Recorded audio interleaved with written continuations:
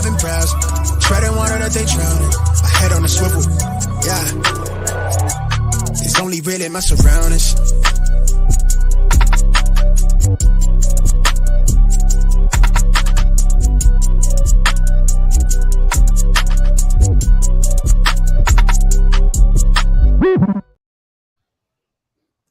Hello and welcome to episode 172 of the Smash Accept podcast. I'm your host, Michael Royer. You can find me on Twitter at DynastyDadFF. We got a great show tonight. We're going to talk about, secondary wide receivers and passing options. And we have a fantastic guest. I'm super excited to announce it. Before we do that, John, how you been, man? Like, this is back-to-back weeks. Excited to have you back. And there's so much going on with camp. And every time you look, you see a new receiver popping up. You see, crazy acrobatic catches, and it's hard to fade some of that noise, but it's super exciting. Yeah, this is such a fun time of year, and we're going to have football back on my TV here, I think, starting tomorrow. And we are absolutely in the presence of greatness here. I have a ton of respect for our guest here tonight. Looking forward to learning a lot from him and about this upcoming season. So, yeah, let's get into it. Yeah, without further ado, this guy is someone that I know you and I both, when we first started playing fantasy football, saw him all the time on ESPN, an 8-year vet there, launched his own podcast over at Harris Fantasy Football Podcast, someone that's just an absolute honor and privilege to talk to. Welcome to the show, Christopher Harris. How you doing? I'm great. Thank you for having me. And I have to say, hearing from people, if I'm lucky enough to be a guest on shows, that I grew up watching you, that's really nice. And then it also makes you feel old, but it's okay.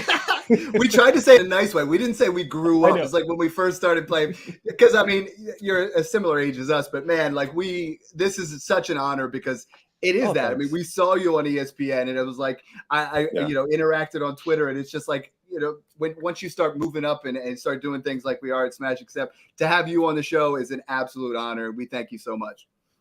Indeed. I mean, it's not that much. Believe me, by the end of this, nobody watching is going to think it was that much of an honor, but I'll do my best. So for those not, super familiar with your work, I know over at Harris Fantasy Football, you talk about things that you're not so much a film guy, but you just love watching football. Talk to me a little bit about the process and what's different from your podcast as opposed to some of the others that are out there.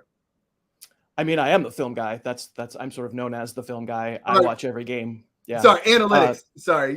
Yeah, totally. Right. I'm not as much a stats guy. Right. Yeah. Fair. I think. I mean, I think I'm the only one who's crazy enough to watch every single game by like Tuesday morning, and talk about it on my show. That's really what it comes down to. And like those Monday and Tuesday in season podcasts are very, very, very popular. They've gotten really, really big. I mean, the whole show's gotten big. I don't know how, but the difference, I think, is that people know at least that my opinion is mine. I'm not falling back on metrics that do a pretty good job of explaining what just happened, but often don't really do a great job of saying what's going to happen. I'm usually, my opinions are hard. Everybody knows that they're hard won. They're hard to come by. They're not always right, but at least I watched the film. I love it. And I think, you've been doing this for quite some time. I mean, what's the biggest change over the years? How have you stayed relevant with that? Because there's so many people, I know they talk about the old school way of doing things. And when I watch and listen to you, it's always fresh. I don't know. Well, as far as what old school even is, I don't know. I'll say there's just so much more noise. There's so many more people doing it or trying to do it. And, on the one hand, there's a lot of, I don't want to bash anybody who's trying to cover the NFL or cover fantasy football because everybody works hard. There's a little too much received wisdom at times, a little too much. I mean, you said it, like fading the noise, right? Like moment by moment analysis of, that guy went 7 of 12 in his first practice at training camp. Let's move him up 8 spots, whatever. There's just sort of a lot of, kind of like trying to be the prime mover on things. But, I also now, I probably would have said that 5 years ago too. I feel like it's bending back the other way in a favorable direction. I think there's more and more voices now who understand that what I just said becomes the main thing that everybody hears. And then they can kind of pivot away from that and talk about what they saw on film. And I mean, Pro Football Focus has been doing grades forever, but like those are film grades. Those aren't metrics. Those are people sitting and watching film, and those are becoming more accepted. So I'm actually pretty pleased and like heartened with the direction things have taken. There's a lot of noise and a lot of stuff to ignore, but I also think there's more people kind of trying to differentiate themselves in a more like let's actually observe the game sort of way. Yeah, and John and I were already talking about, like right now you see on Twitter guys make highlight catches, and it's like, people want to move around their ranks. I know you and I were talking a little bit about Buzz here, like not overreacting. It's August 2nd, it's a matter of like what we teach a lot at Smash Accept is really, we're buying low and selling high. And now you have a lot of opportunities for sell high windows of positive camp news, guys that you've been trying to unload because they're flashing a little bit in camp. And how do you decide when to make those changes? Because a lot of people are really overreacting for camp news. And like you said before, I mean, it's August 2nd. We don't need to make any kind of rash judgments. If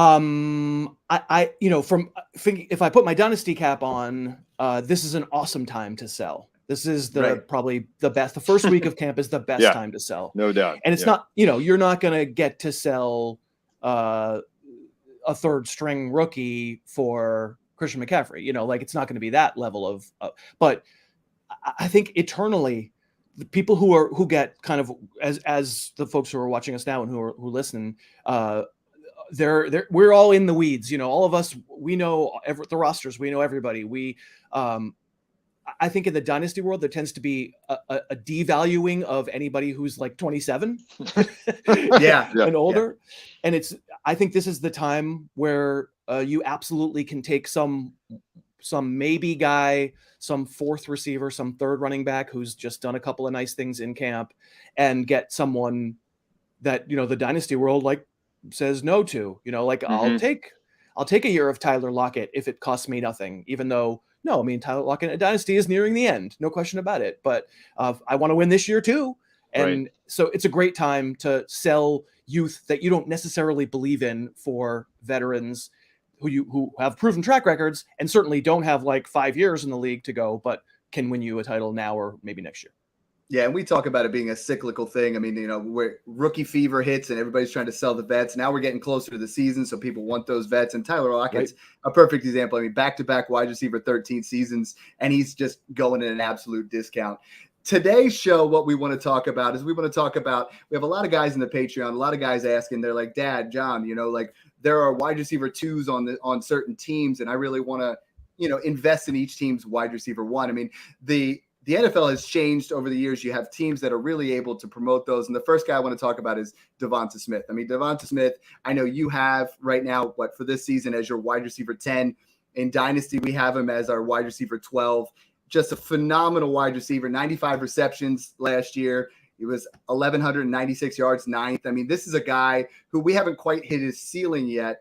And a lot of people are, starting to talk, how close is A.J. Brown to Devonta Smith? How high should we have him in 2023? Talk to me a little bit. I mean, everybody loves Devonta Smith, but how close really is he to A.J. Brown?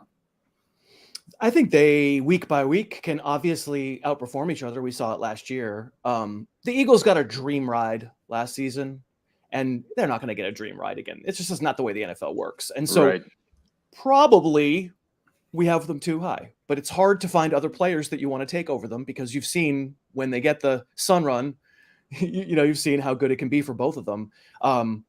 They're very different kinds of receivers, and that's useful. It's useful to know that they complement each other, that they're really not competitors for the same kinds of targets. A.J. Brown is a monster in the middle of the field. He's a great route runner himself, but a particular kind, kind of a one-cut guy and then a steamroller after the catch. And Devonta Smith's much more that classic X, the classic outside, open in a phone booth, very, very, very quick, like not surprised at all now in retrospect that he won the Heisman, that he just was an awesome college player. I'm not really a college scout. I rely on my friends who come on the show who watch college football. I just only have so much bandwidth, So when a player like Devonta Smith comes into the league with a lot of hype, I'm like, all right, the first year I'm probably not going to be at the top of the market on him, but I'm interested. And then, year one was what it was. And then with Jalen Hurts last year, like he was absolutely as billed. So I think they're both wide receiver 1s in redraft. And I think, there's a great argument that Devonta Smith is like a borderline wide receiver 1 for Dynasty for a long time. John, and like I said, they've been asking a lot on that. I mean, how do you differentiate between, we have people that in Dynasty right now, I mean, he's going in that 402 range or 311 to 402 range with same area as Cooper Kupp, Jackson Smith and Jigba, T. Higgins, Tyreek Hill. So how do you differentiate between, okay, he's the wide receiver 2 on his team, but what does that actually mean with an offense that's elite like Philadelphia? Yeah, you really, I think, kind of come back to what Chris said. You really do need to watch the film. And, Chris, we actually have some of the same guys come on our show to tell us about the college landscape. And I listened to you, for example, with Matt Waldman. We love having Matt on to break it down for us. And so we take a lot of those inputs in for those rookie seasons. So you can kind of try to project out what they're going to be. But the advantage we have with Devonta Smith is we have seen it already. And I did watch a lot of his film in his rookie year. He did look good. I mean, the Slim Reaper, he's just a different kind of player. But we're also looking on just the overall target share, the yards per route run, some of the stats as well that you can kind of look at and divide up what we think the offense is going to look like this coming year. So we're looking at a lot of the production coming in. And again, to Chris's point, I think it's very important that you can also just apply what changes you think are going to happen to that team. But I think arrow is definitely still pointing up. We think both these guys, I totally agree, are wide receiver 1s in terms of top 12 wide receivers for this season.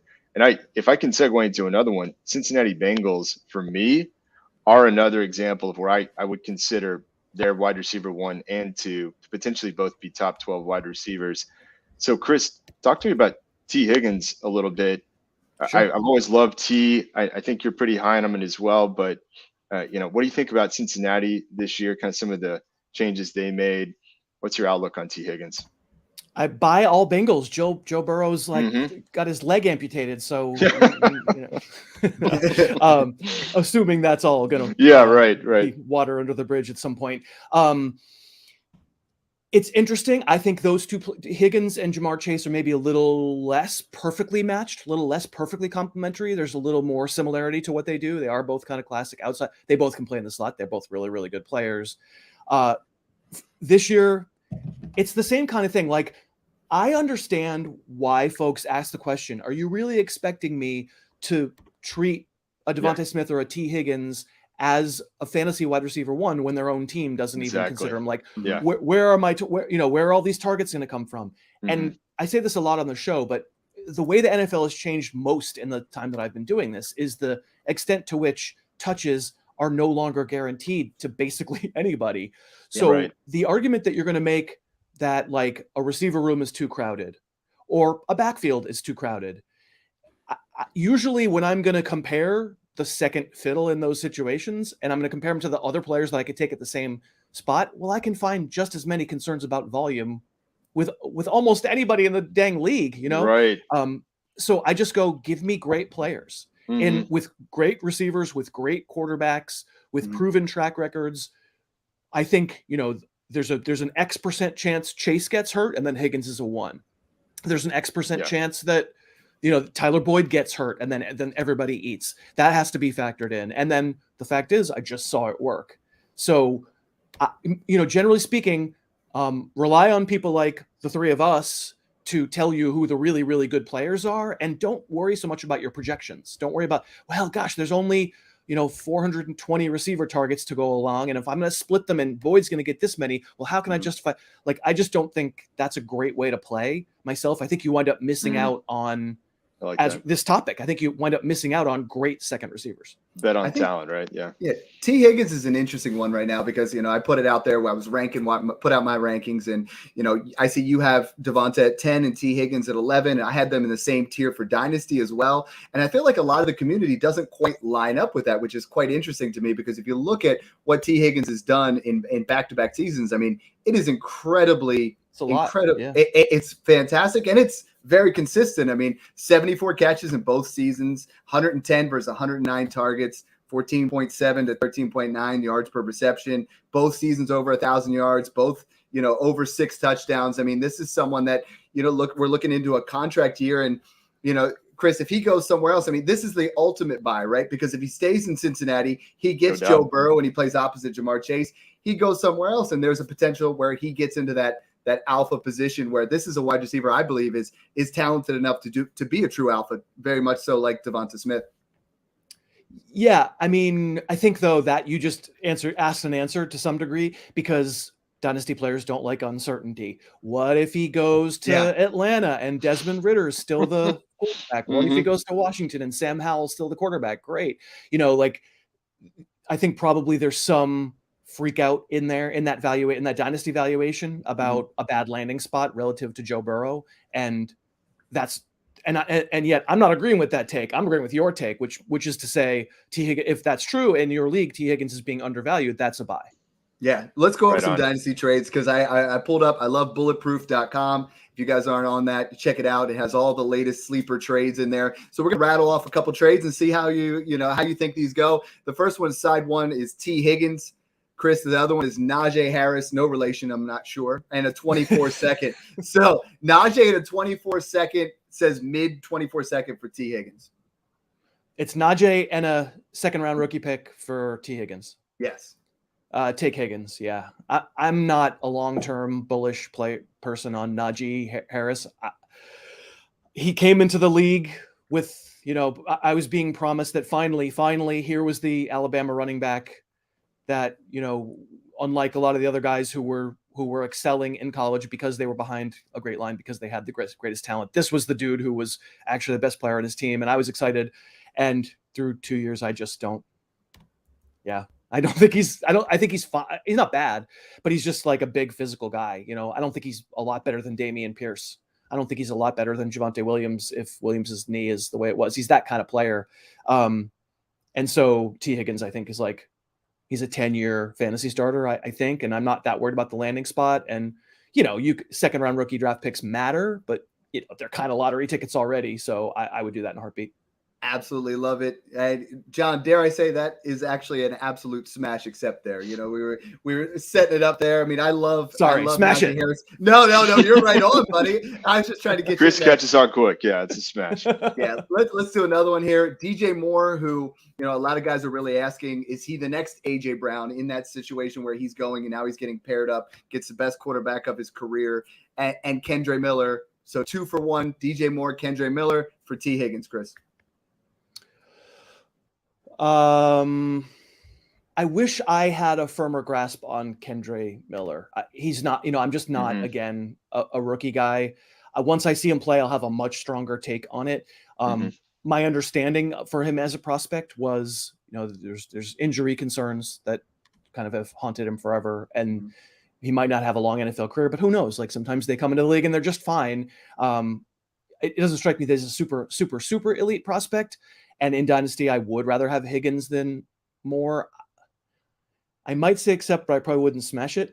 I like it. No, there's some variations of it. I love it. Yeah, how high? I mean, you have DJ Moore at wide receiver, 19 in your rankings, and I think we've seen him in the past be a fringe wide receiver 1. Now he goes to Chicago, but it's not a huge passing volume offense. So how excited should we be for DJ Moore? I mean, I love the player. I love that he's getting an opportunity to get out of Carolina. And I think he's someone that, has been a value in that late 5th round of dynasty startups. But how excited are you for DJ Moore this year? Well, very excited to see if it works, because he's a favorite player of mine. He's fantastic. On my show, I call him the little badass. People have written songs about DJ Moore. I love that being too, yeah. The little badass. He's a tough dude. He's fast. He's excellent. He's just an excellent player. And again, the volume argument, which they're not making, but that's where the worry comes in. Like, I'm not so callow as to say, landing spot doesn't matter. It doesn't matter what team you're on. If you're good, that's your rank. Like, of course, if DJ Moore had landed, with Pat Mahomes, I would have him higher than I have him right now. Like, that's, that's the truth. But I also, what I'm trying to do in my assessments is weigh situation as little as I possibly can, which is not nothing, but as little as I possibly can. Because in this day and age, there's plenty of volume for everybody. There are no teams that run as much as they pass anymore. Like, the Bears are going to pass more than they run. It might not be the ratio you want where it's 80-20 pass, but there's plenty of targets there for him. There are questions about Justin Fields. He's got to get better. I'm excited because what I saw, I did some film study on Fields just a few weeks ago, And I felt like the things he was doing well are actually the things that are hard to teach. And the mechanical things that he was doing poorly are much easier to correct. So I have some hope that we're going to see a passing leap here from Fields. And obviously, if that happens, then even in the top 20, we're probably undervaluing more. And again, volume wise, like everybody who's got a doubt about DJ Moore, just list off the other receivers ranked within 5 of him in either direction and tell me who you don't have volume concerns about. Like, that's just the NFL now. Yeah, no, I like that a lot. And I like the takes there on Justin Fields, because we've been big on him. I mean, QB7 last year, and now all of a sudden, you know, a lot of people they go with the narrative, and they had the narrative before on Jalen Hurts. Oh yeah, he can't pass. He's more of a running quarterback, you know, and we've had it before with so many different guys. And it's like, did you watch him at Ohio State? Like, it wasn't all running. It was a great looking passer. We're going to move into a kind of a fun segment here, and we want you to kind of elaborate it. We call it smash or pass. So it's just, we're going to give you a question. If you agree with it, it's a smash. If you don't like it, it's a pass. And the first one, really, there's 2 separate questions. They both are tailored around the Seattle situation. So, you know, obviously Seattle takes Jackson Smith-Njigba, who we absolutely love. You know, he's our wide receiver 1 here at Smash Accept. And a lot of people are trying to figure out what to do with that situation. We already alluded to Tyler Lockett. You know, DK Metcalf's already been, you know, an alpha in this league. So the first question from Corey P says, now that, you know, Jackson Smith-Njigba is in town, will DK Metcalf, is he a hold or sell in Dynasty? The smash or pass question, and I'll answer that part, but the smash or pass says that DK Metcalf will lose his wide receiver 1 role in Seattle by mid-season. Smash or pass? Pass. Yeah, that's not going to happen. I don't agree. All right. And then on the flip side there, you know, where people are asking, do you think, and they said this on the same way, that Jackson Smith-Njigba moves up to number 2 on the depth chart above Tyler Lockett? So smash or pass there? Oh, that's a lot closer. I'm not ranking them that way right now, so I guess I have to say pass, but that's the one that wouldn't surprise me. It seems to me there's some overlap there. Smith-Njigba. I mean, listen, Tyler Lockett can play anywhere. Clearly, he can play anywhere. He makes plays on the outside. Doesn't have the deep speed, quite the deep speed he used to have.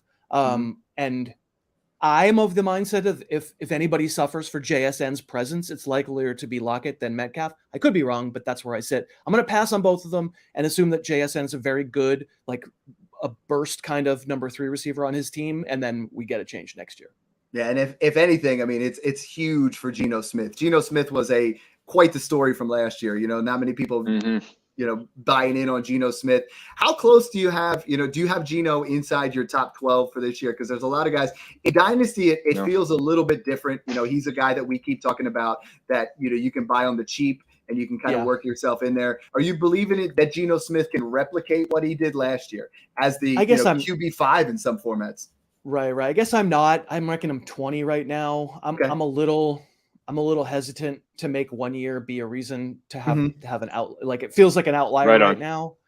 And I don't think I watched anything that I thought was like lucky or anything, but I think, you know, he had a totally different environment around him. He had a different amount of pressure on him, different expectations. And he himself, I've seen him be a bad quarterback for a lot of years. Maybe it's all fixed and maybe I'm missing the boat, but it's one that I'm letting, it's like the 3-0 count that I'm letting go by. And if it's a strike, I'm willing to take the strike, you know? Makes sense. John, you're up. Yeah. So I was going to shift over and talk a little about the San Francisco 49ers here and get your thoughts on that situation. So in this case, we have, you know, Deebo Samuel and Brandon Ayuk. I know from what I've looked at when the defense is playing San Francisco in zone, it feels like Deebo is a better fit for what Shanahan wants to do, and he seems to get a lot of the love. But when they move to man, Brandon Ayuk often could be that guy, and it's been really fun to watch the progression of Ayuk. Shanahan was just talking a little bit about him and how he's really just almost like obsessed with the game now, if you saw that press conference. But let me form it in a smash or pass form here for you. Can Brandon Ayuk pass Deebo Samuel as the top wide receiver in San Francisco? Smash or pass? I mean, the operative verb there is can. I'm going to do will. How about will, right? Because then I have to be more decisive. Because yes, I mean, can is a smash. Will. I'm going to say in a PPR, I'm smashing it. Okay. And if I was in standard, I'd probably stick with Debo because if he stays healthy, huge if with this guy. But if he stays healthy, he just has so many other ways to help and get carries and, rushing touchdowns, stuff like that. If I were the 49ers and now they have Christian McCaffrey, I would try to keep Debo healthier by maybe not doing as much of that stuff. And I think maybe him getting hurt is directly related to taking so many running back type hits. So I would maybe, the dude who I think looks better when he's actually playing receiver is Ayuk. I think he's an elite. He runs the best dig route in the league. It is amazing to watch. Yeah. Yeah. And he's go ahead. I was just going to ask a follow-up there. Like what is your current view on the QB situation? I know it's a little murky still, but what's your thought? So that's a fantastic question. And I probably would have had a different answer like 3 days ago. I just did Brock Purdy film on my podcast. Okay. And I kind of went into the film being like, who's this jerk? I'm going to wail on this guy. This was lucky. And I came out of the film going, I'm not going to call him amazing. I still think he's a system quarterback, but it's the predominant system in the NFL right now. Yeah. And he executed it at a very high level, albeit for a small window, and was not the check down Charlie that I was calling him on the show all through December when I was like trying to dismiss it because my little mind palace worldview was being messed with, that this guy was coming in and being so good. So I guess I was defensive. I thought he was pretty damn aggressive. There are times where his mechanics stunk and he got himself in trouble.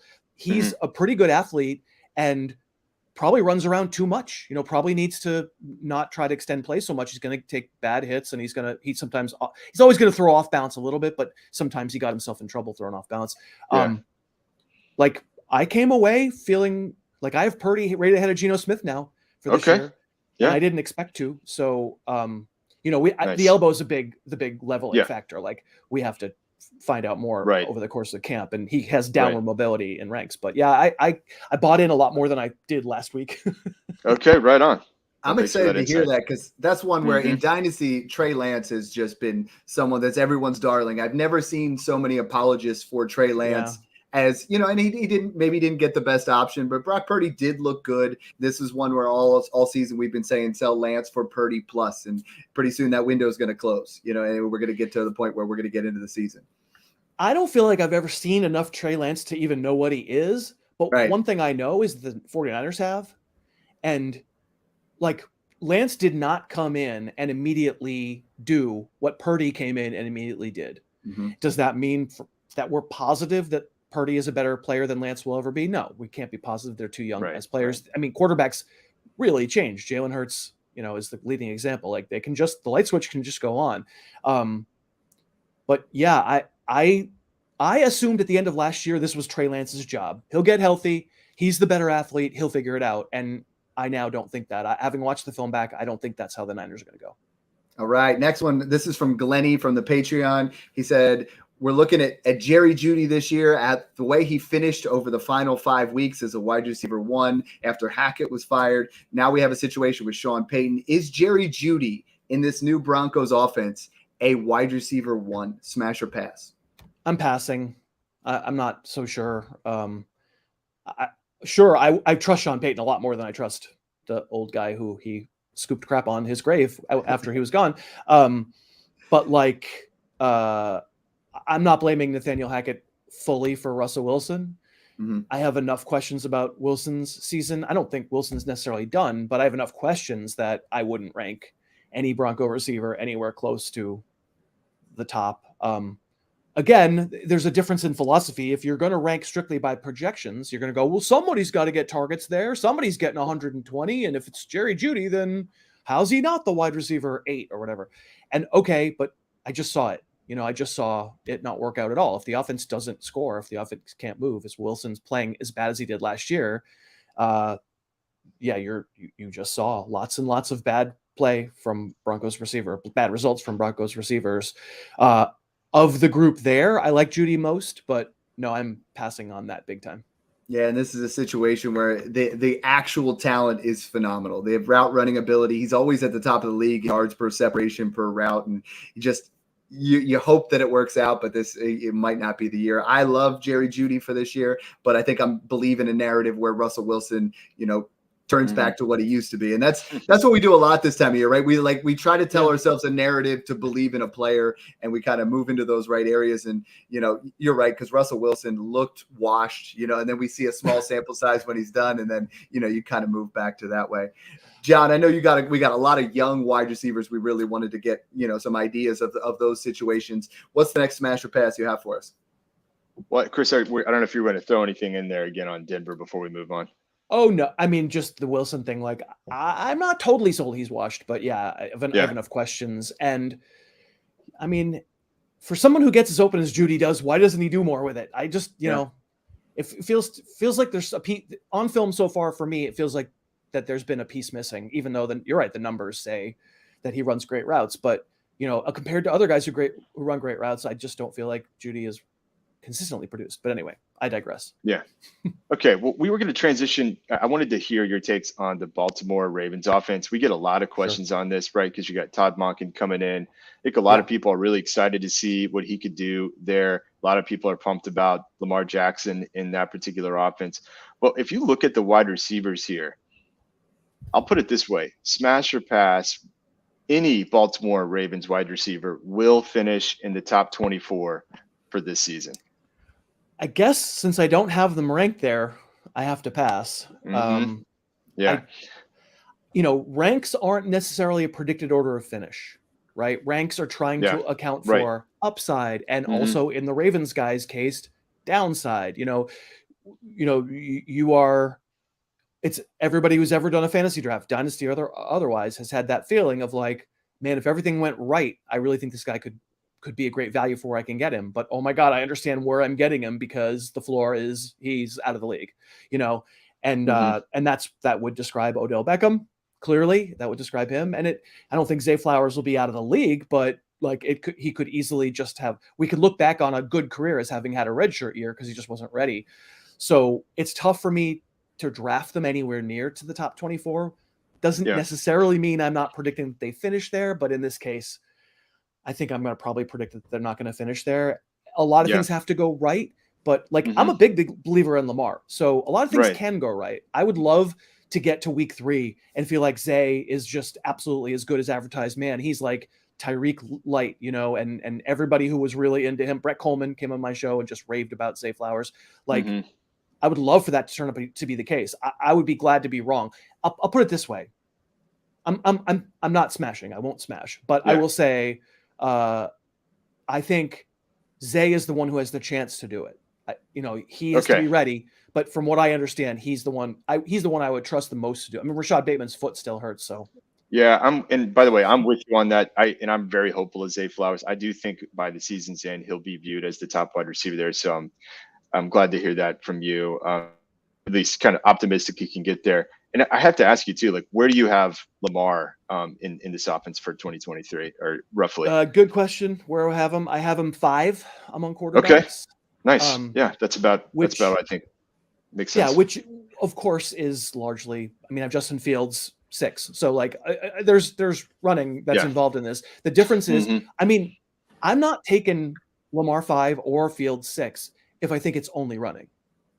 Like Lamar's been an MVP. Lamar's proved that he can throw in this league. Fields kind of hasn't. I'm kind of projecting a jump for Fields' throwing ability. If he doesn't do it, I don't think he lives up to 6. Because let's face it, fantasy totals for quarterbacks, sure, they can get super informed by the big running days. Oh my God, he ran for 100 yards. He won me my week. And those are awesome. But man, it's hard to live the week he goes 11 for 30 for 130 yards and 2 interceptions, and the running didn't really give you that week. But yeah, that was well said about saying. No, thanks. That's good.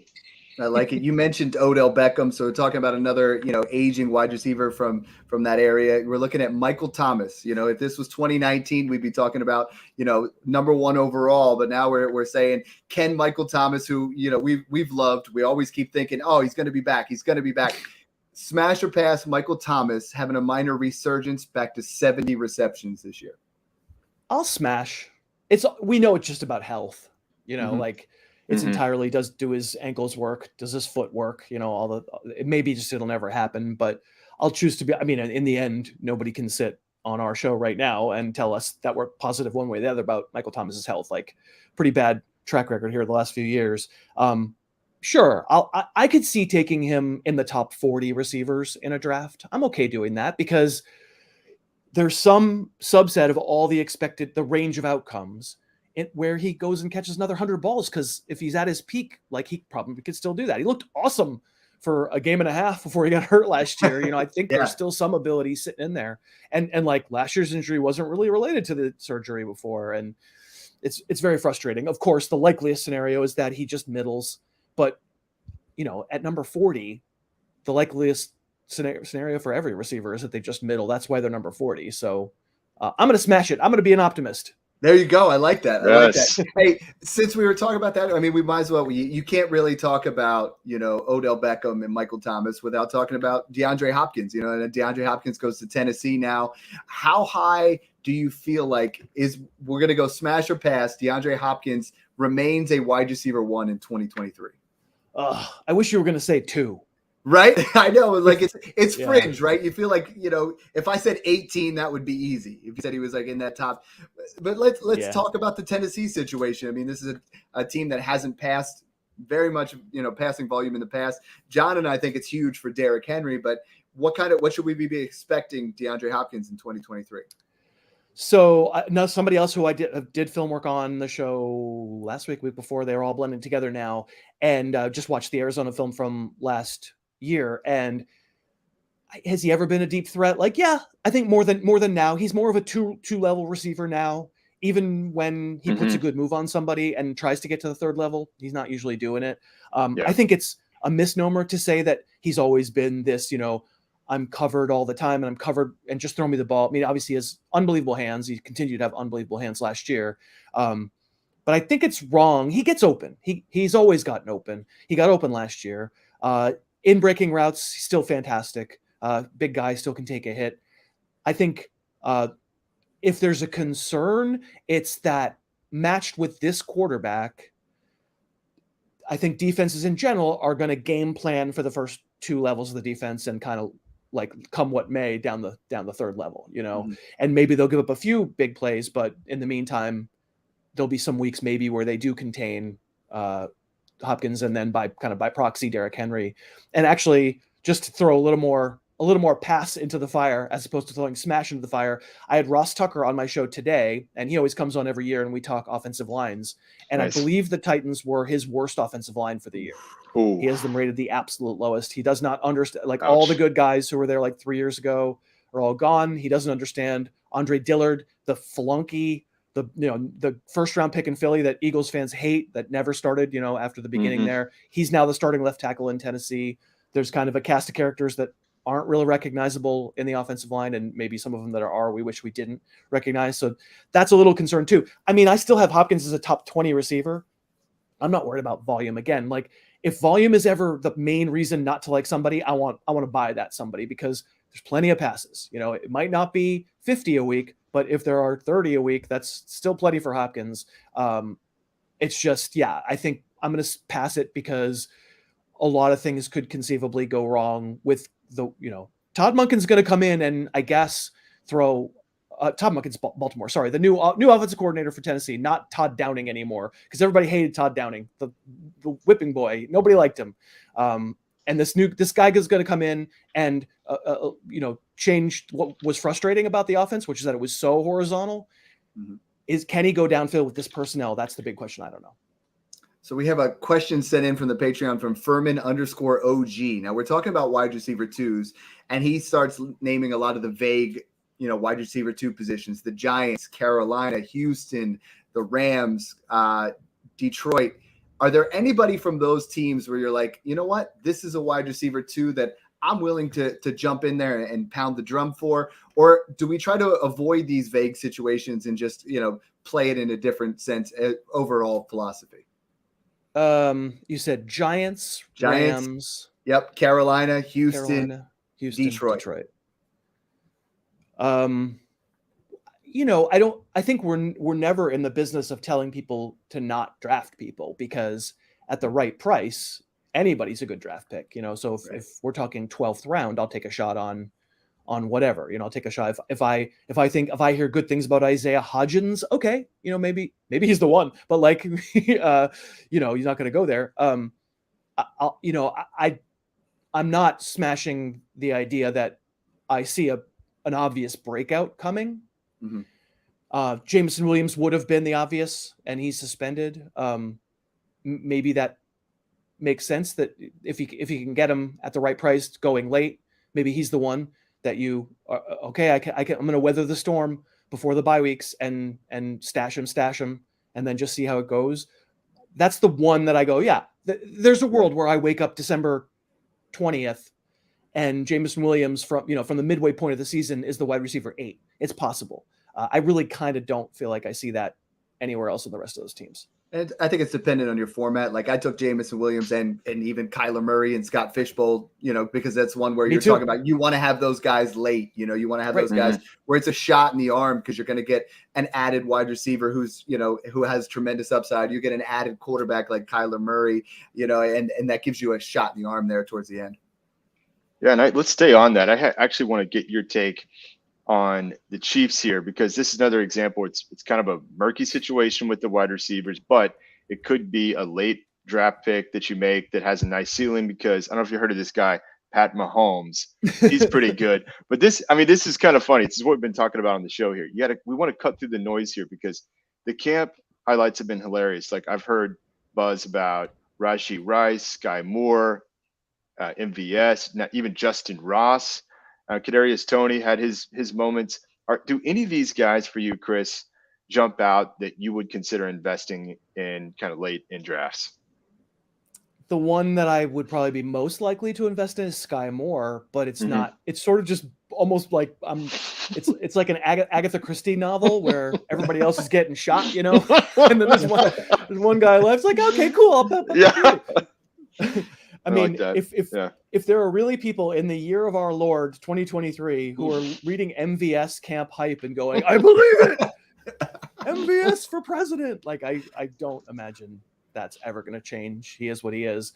It just makes what Mahomes has done that much more ridiculous. Yeah, Travis Kelce's the one. Course, yeah. I mean, Travis Kelce's the one, but you usually don't win Super Bowls with one receiver that you can trust, I mean, in the actual Super Bowl, Juju played well, and like Sky Moore their guys stepped up. But over the course of the season, it's crazy that the quarterback essentially grabbed that receiving core by the scruff of the neck and took it to the Super. It's just crazy. That's just how good that guy is. Yeah.